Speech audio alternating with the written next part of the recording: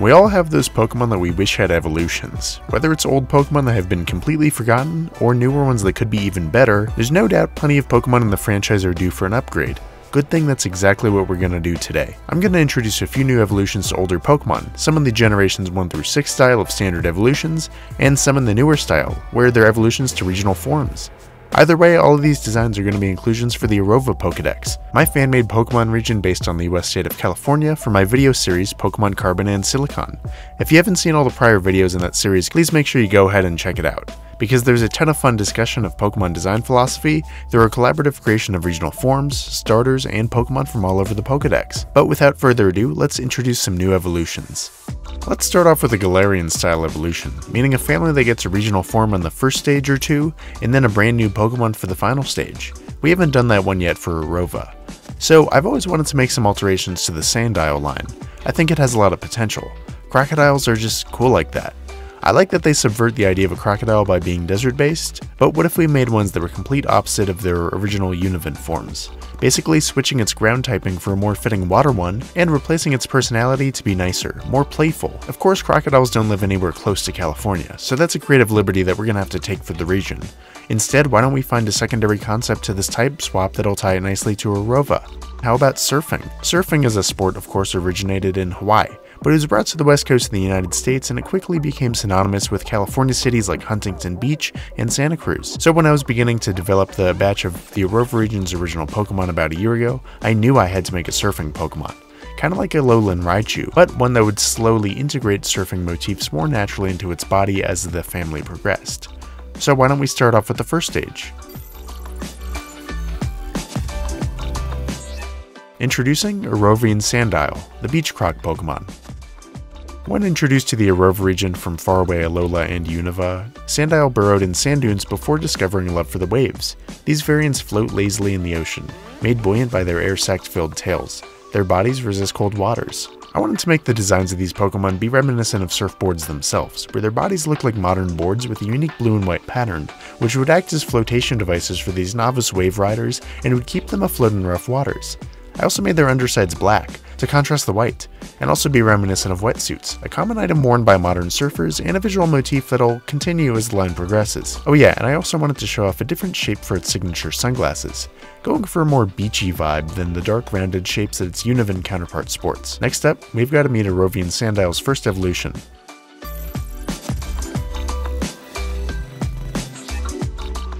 Introducing Orovian Krokorok, the surf croc Pokemon. These Pokemon have a laid-back disposition, and they enjoy gathering on beaches to see who has the toughest tail. They compete in competitions by skimming waves on their tails, often performing tricks. In their downtime, they lounge on warm sands. So this line progresses the initial idea of Sandile, and it transforms it from a crocodile that resembles a surfboard itself to one that has a tail evolved to act like a surfboard. I imagine this tail would be strong and rubbery. It would allow Krokorok to surf on waves by standing on its tail. The final evolution will take this idea much further. But here I inverted the colors of Orovian Sandile to make this one darker, with lighter sunshades, while adding a contrasting white and black belly pattern to match the surfboard tail. That way, the tail has a wavy pattern like the print on a modern surfboard, while the black lower torso looks like the Pokemon is slowly putting on a wetsuit. I wanted to add that black look to make nods to the original Univant Sandile's family color scheme, while also making a rubbery look to show that this Pokemon knows how to survive in cold waters. Finally, let's meet the alternate evolution and show what Orovian Krokorok evolves into. Introducing Crocobunga, the Wave Rider Pokemon. Upon evolution, Crocobunga are completely adept at riding waves across the oceans on the coast of Orova. These Pokemon control their muscles and their tails to harden like a board to surf on, or they can inflate them with air to float in a pinch. They're very friendly and they assist lifeguards in rescuing smaller Pokemon washed away at sea. Their eye goggles contain filters to help them see underwater, and they resist salt in deep dives. So this is the first alternate evolution of a pre-existing Pokemon that I'm unveiling for Orova. I really like how this guy turned out. I always wanted to make a surfing crocodile Pokemon without it being too outlandish or jarring, so I hope you like this one. I also hope I succeeded at giving it that black coloration to make it a full-on wetsuit, with blue and white rings to look like the floral patterns of swim trunks, to give it that aquatic and tropical vibe, along with those eye bubbles and the watery crest on its back. In terms of gameplay, I think this Pokemon would evolve from Orovian Krokorok while using the move Surf in a beach environment or in a water-based battle, like many of the routes in Orova will contain. By the way, the move Surf in my game will just be a normal move, not an HM, but I'll explain more about field moves in another video.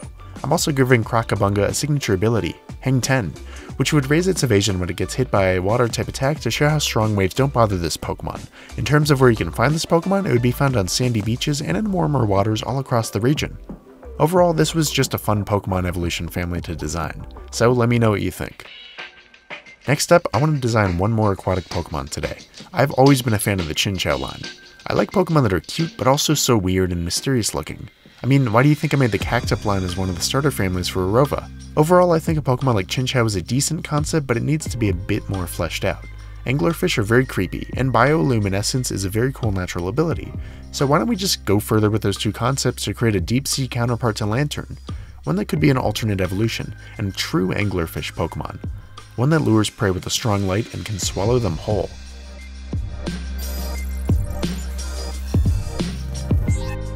Introducing Sabis, the pitch black Pokemon. Sabis live thousands of feet beneath the ocean's surface, where light can't reach. To compensate, they developed ultra bright lights that they use to lure in smaller prey and they swallow them whole. To withstand the pressure of deep sea habitats, Sabis have a very rigid yet slimy body of scales. These Pokemon can flash blinding lights on its body as a defense mechanism to disorient and ward away foes. These lights can be seen from miles away, even in murky waters. So this alternate evolution of Chinchou pulls from the idea of anglerfish primarily, along with dragonfish and monkfish, two fearsome and carnivorous deep-sea fish that live in parts of the Pacific Ocean, and they have bioluminescence as part of their survival tactics. I like the idea of just making a creepier, longer version of the Chinchou family, one that would be much more like a sea serpent, predatorial, and less understood by humans due to its deep-sea habitat. It'd be found in abyssal waters on the coast of Orova. It could be acquired either by evolving Chinchou with Duskstone, or just caught on its own by exploring deep underwater trenches and thermal vents, which will be an explorable part of Orova in a brand new mechanic, somewhat similar to diving and hoeing, that I will flesh out in another video. I also made the body of this Pokemon similar to a submarine, to showcase its tough and hard body to withstand the pressure of the deep sea, just like the steel hull of a submarine. That's why the bioluminescent spots look similar to the porthole of a submarine, and its angular lure looks similar to a ship's metal light fixtures or a scuba diving lamp. So that lighting would be reflected through its electric typing, and its vicious nature would be reflected through its dark typing. I think this works out well, since we need to balance out types in Orova by honestly slowing down the number of new water types.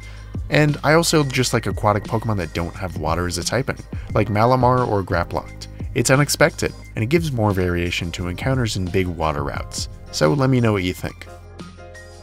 Finally, one of my biggest requests I got for a brand new Pokemon evolution, and one that's been dreamed about by the community since Generation 2, is the introduction of Dunsparse Evolution. So that's what we're going to design. However, I've personally always been less in the camp that Dunsparce really needs an evolution. When you're venturing through caves in the Pokemon world, it's nice to have some variety by running into Dunsparce, a fairly rare and mysterious Pokemon that fills an ecological niche. It's like you're stumbling onto something elusive, something most people don't find, and even if they do, they'd overlook. Dunsparce is for those trainers who love to explore and run into something weird and new. It's an acquired taste type of Pokemon. That's exactly my jam. Plus, Dunsparce is inspired by the Tsuchinoko bee snake legend. So how do we turn an obscure Japanese yokai into a more appealing evolution that also fits the sensibilities of our California region? Well, as Dunsparce is kind of a snake, I see it fit to turn it into another mythological archetype that persists in many world cultures. The horned serpent. In the Mediterranean, these creatures are feared for bearing in the sand and hunting those who disturb it. In Northern Europe, these creatures, often called lindworms, represent good luck if sighted, but are also kind of considered imposing cryptids. And as it turns out, people of the American Southwest have their own interpretations of rare desert-dwelling giant serpents, which are often seen as extremely elusive ancient creatures that can be ferocious and bring disease, storm, and death to people if angered. But they give great gifts if treated with respect by the few humans who come across it. So why don't we do exactly that and create a long-awaited Dunsparce evolution?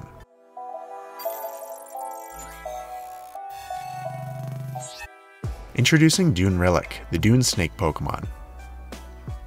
Dune Relic are extremely rare Pokemon that can live for hundreds of years. They spend most of their lives burrowed in the sands of remote deserts, using their sensitive horns to detect intruders. They're greatly revered, as they will fight off those destroying the desert while protecting those who seek wisdom or help from them. Solitary Pokemon, they meditate peacefully in caverns that they bore themselves using their drill-like tails. So we finally have it, an evolution to Dunsparce. I've always wanted to make a wise, hyper-intelligent, and massive Pokemon that lives in a remote place, but one that isn't necessarily legendary. The idea of that just seems so epic to me. It would be revered by ancient Orovian cultures who would both fear and respect the snake. I like that I was able to pull from world cultures like that and tie it in nicely to the American West, with of course the horn snake influence and the visual resemblance to various desert snakes. I think this Pokemon would fit in great as a very rare encounter in Orova's desert routes and mountains. I think it would evolve from Dunsparce by learning Ancient Power, similar to a few other cross-generation evolutions, but also went at maximum friendship, showing how this Pokemon is only reserved for patient trainers that Dunsparce deems worthy of forming an inseparable bond with. I wanted to add a ground typing as well to reflect that specialization for boring holes and tunnels in the sand and rock, which it uses to coat its body as well for protection. I'm proud of the inclusion of the gems on its body, which is a visual pun on diamondback snakes, as well as a way to provide contrast between their rough edges and the more sleek body and patterns of Dune Relic. Hopefully they integrate nicely, and they showcase this Pokemon's purpose.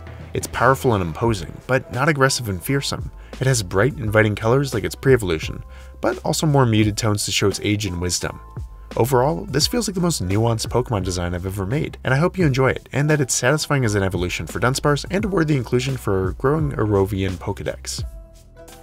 So there you have it, those are my proposals for 5 new Pokemon to add to the Orova Pokedex, my fan-made Pokemon region based on California, and the setting of Pokemon Carbon and Silicon. These Pokemon right here are Pokemon 52 through 56, out of an intended 110 or so. So please make sure you watch every designing new Pokemon video to stay updated on our progress, because the final videos where I unveil legendaries, gym leaders, and the full story of these games is something you don't want to miss. They're getting ever closer. I can say for sure they're coming by mid-2022, so make sure you join the Tam Valley Discord if you want to stay updated, suggest new Pokemon ideas for me to make for you guys, or even if you want to help out with illustrations, renders, or soundtrack that we can add to the finale of this series.